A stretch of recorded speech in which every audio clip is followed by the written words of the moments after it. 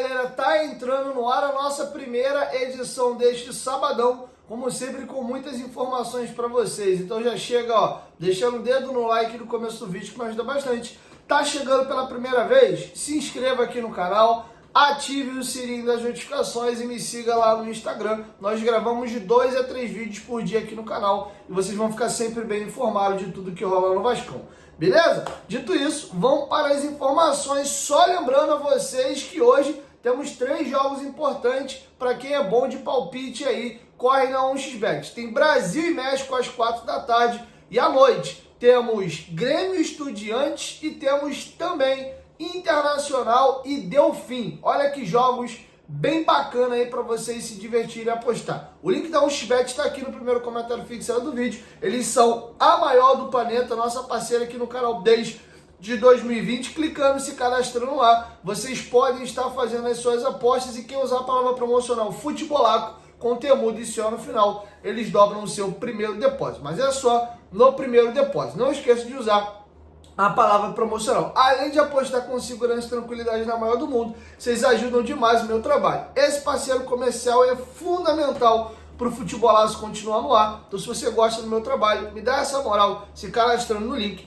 aqui do primeiro comentário fixado. Mas tem que ser aqui no primeiro comentário fixado do vídeo, beleza? 1xBet, parceira do canal Futebolaço. Dito isso, galera, vamos para as informações. Primeiro, o Medel virou uma das prioridades do Boca Juniors na janela que vai abrir agora no meio do ano, tá? Então é importante ficar de olho. Temos 2 grandes interessados aí no Medel, a Universidade Católica do Chile e o Boca. O Boca agora vem mais pesado, colocando o Medel como uma das suas prioridades na janela. Aproveitando que eu tô falando de zagueiro, vamos ouvir o Dedé. O Dedé deu uma entrevista pro Cartolouco que ele falou da importância que a torcida do Vasco e o clube tiveram na sua carreira. Confere aí. A torcida do Vasco, o quad que eles fizeram na minha vida, na minha carreira, foi absurdo. A seleção, o que mais tocou no coração do treinador foi a torcida. Falou assim: irmão, leva o Dedé pra você testar. Mano, deu uma entrevista, eu não tinha sido convocado, deu uma entrevista no jogo e falou assim: o jogador que mais me pedem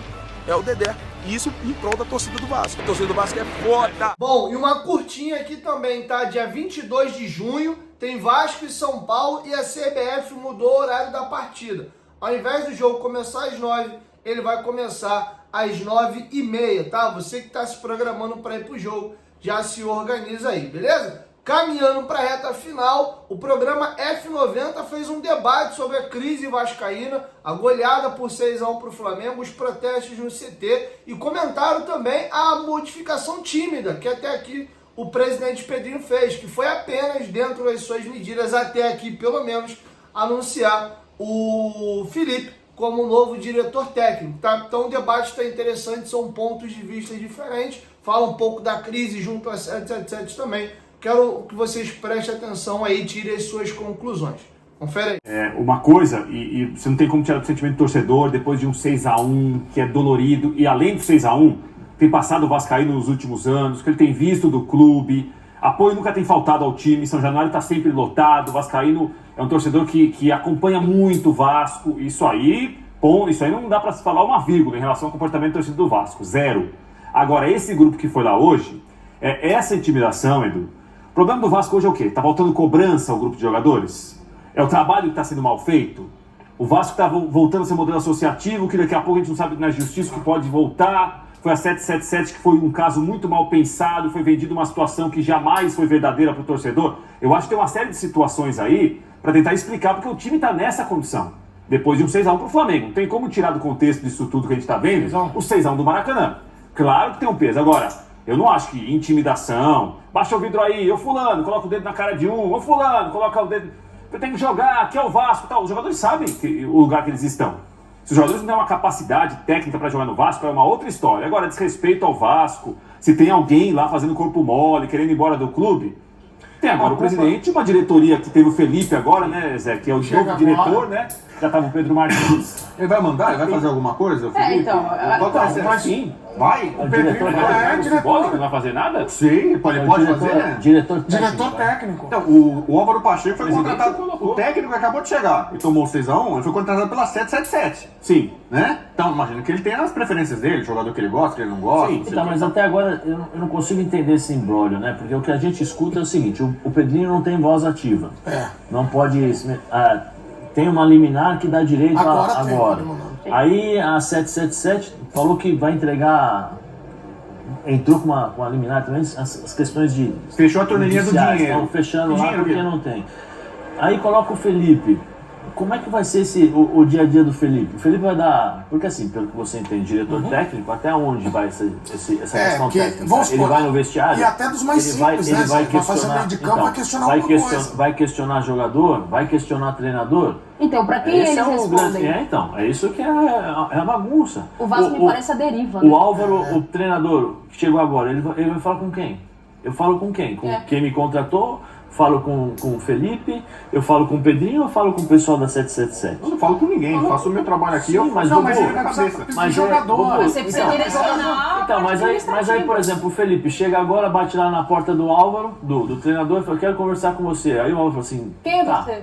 O que você quer conversar comigo? Então, mas levado pelo presidente, Zé, porque agora, nesse momento, O Pedrinho é o está mandatário. respondendo pelo futebol, Sim. que é o modelo associativo, enfim, ele é o presidente do clube, e o Pedrinho indicou e colocou o Felipe. Ele falou, olha, o Felipe é uma escolha minha, e agora o Felipe e o Pedro Martins são os diretores, vão se reportar a mim. Então, assim, ficou uma escolha dele, o Felipe, eles se conhecem. E o há Pedro muitos Martins anos. vai ficar como? Então, Porque o Pedro continua. Martins é 777. Vai estar lá, mas é aquela. Isso que é Sem loucura. função nenhuma. Você vai é isso ver que eu que tô os dizendo. pares, vamos supor, o Felipe e o Pedro vão estar na É, mesma Só situação. que nessa conta toda, quem sofre é o torcedor do Vasco. Que tá vendo o time que foi entregue a uma empresa e que essa empresa não administra ou não faz aquilo que o torcedor esperava e que prometeu, inclusive, né, alguns anos atrás, quando assumiu, falando que a diferença técnica e financeira jamais seria a mesma em relação a Flamengo e Vasco. Isso não acontece. Agora, meu questionamento é justamente esse. O Vasco me parece a deriva, sem comando. Você não sabe para quem reporta o quê. E a partir do momento que esse modelo associativo volta, eles vão ter autonomia até que ponto para fazer as mudanças que precisa ser feita, porque isso ainda vai acontecer em juízo em relação à volta da 777 no comando do Vasco. Então, enquanto isso, quem está sofrendo é o torcedor, que continua indo no estádio, que continua apoiando os jogadores dentro do estádio, porque o que o torcedor do Vasco faz em São Januário é um negócio absurdo. Série B foi assim, Série A é assim, a torcida não abandona o time. Agora, quem responde? Esse time já está no limite técnico do que pode apresentar? Se esse time está no limite técnico, vai ter dinheiro para contratar? A base vai resolver? Tem um monte de pergunta e muito pouca resposta do que a gente tem no Vasco. Pedrinho falou. Vamos acompanhar o que ele disse a respeito desse cenário todo, Pedrinho, presidente do Vasco. Devido ao jogo de domingo, que é um jogo inadmissível, que é uma derrota inadmissível, inaceitável, da forma que foi, alguns movimentos que seriam feitos mais à frente tiveram que ser antecipados. Eu, obviamente, dentro desse DNA, que é o Vasco da Gama, por ter nascido ali, eu percebi que falta isso dentro do futebol. Falta a essência vascaína. Falta as pessoas entenderem o que é o Vasco, entenderem o tamanho do Vasco, entenderem quais são os objetivos do Vasco e a grandeza desse time. A falta da essência, de resgatar isso, é uma das minhas obrigações.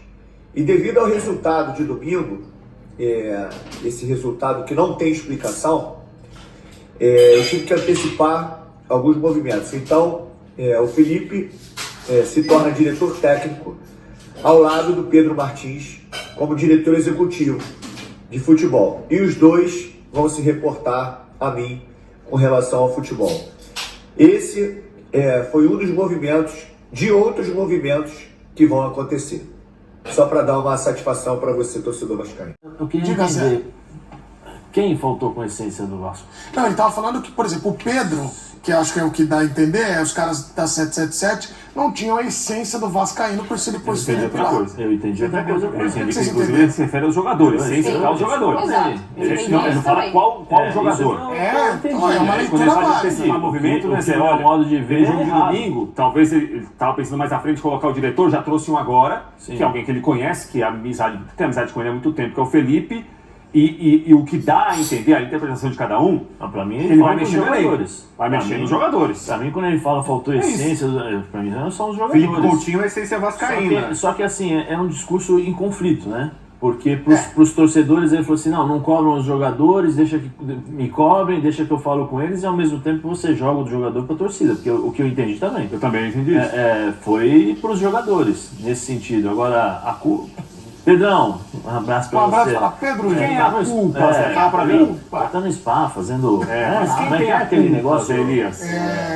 É o Day, né? O Day é Beauty Day, né? Beauty Day, Melhor. Não, então, Verdade, harmonização, princesa, harmonização princesa. facial e Tá tal, desconhece, né? boa. Isso. Não, o que eu fico assim esses jogadores, eles não têm culpa de terem as limitações que eles têm.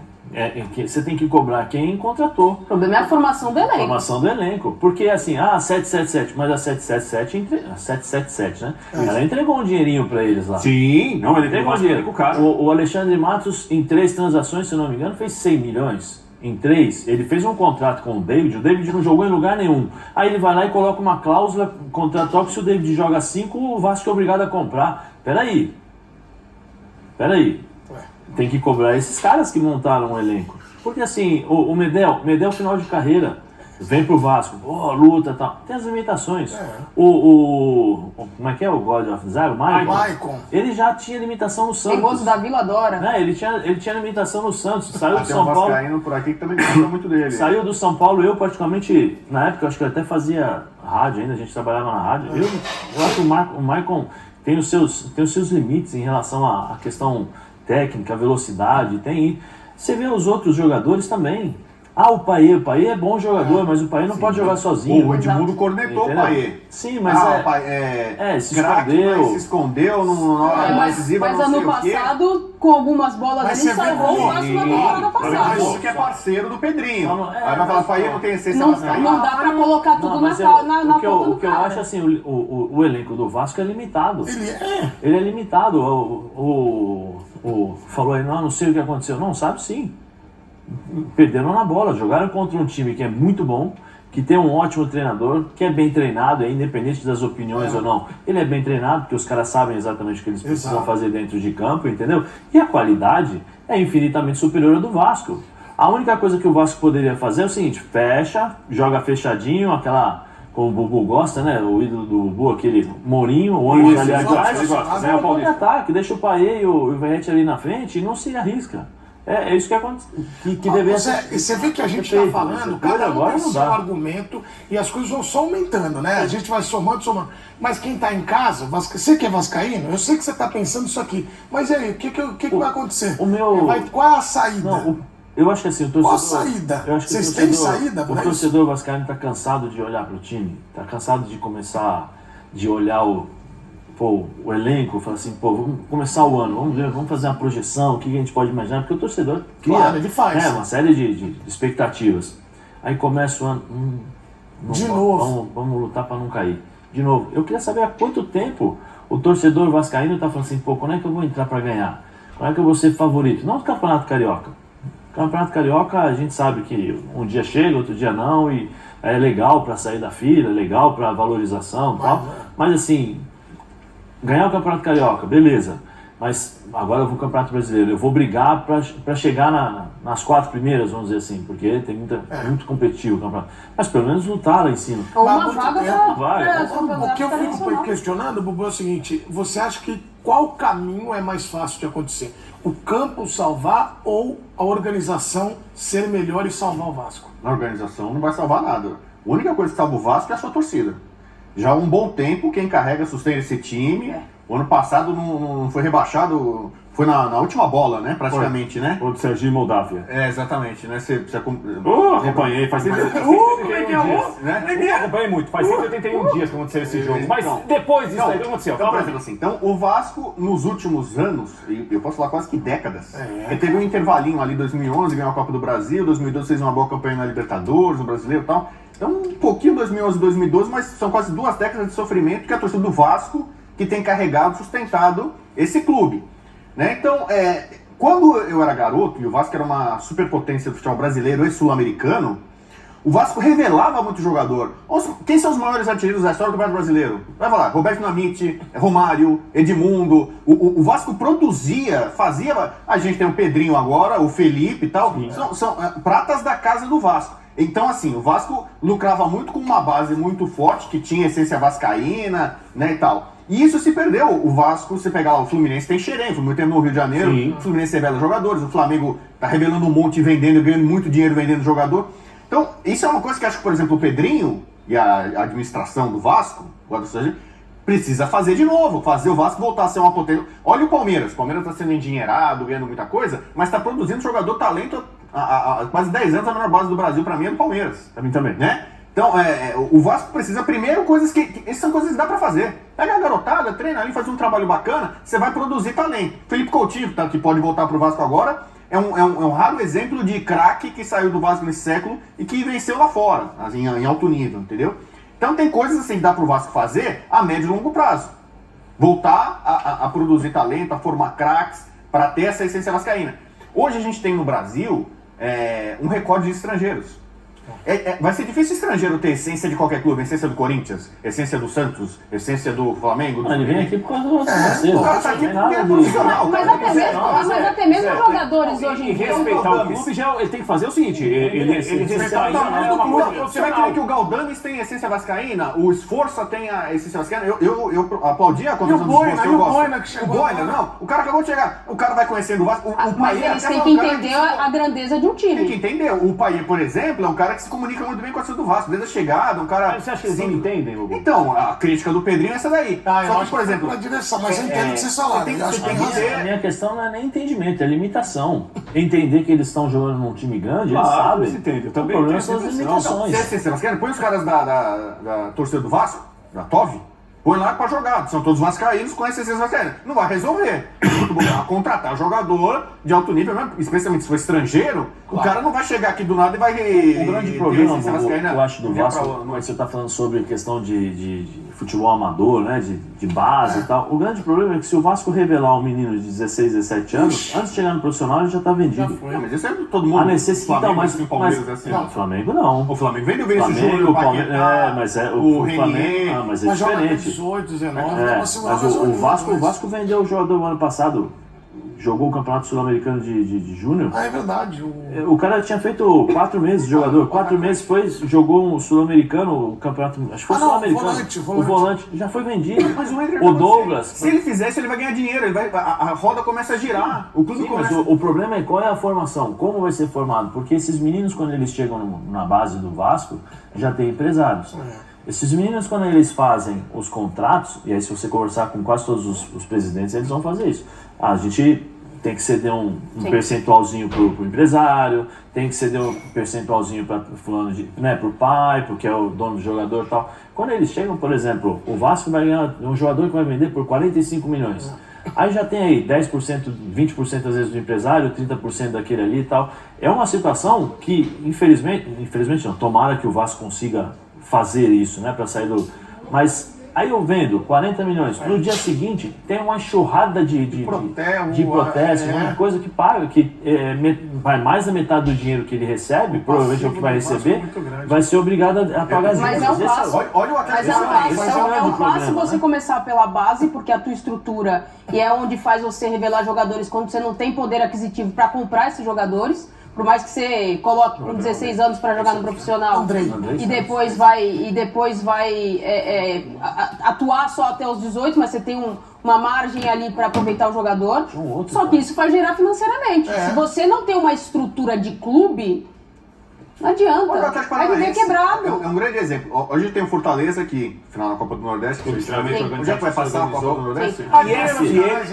Star Plus. Então, Fortaleza virou um exemplo bem sucedido de administração, Clube do Nordeste. Mas aqui o Furacão tem ganhado títulos internacionais até, Copa do Brasil recente. Muito que ele se preparou, se estruturou, montou uma base muito forte, revela jogador, vende jogador e não tem. O Bento vai sair agora. Não tem muito. Então, tem uma coisa que eu Não, quero e dizer. vai E o bem. Boininha. Mas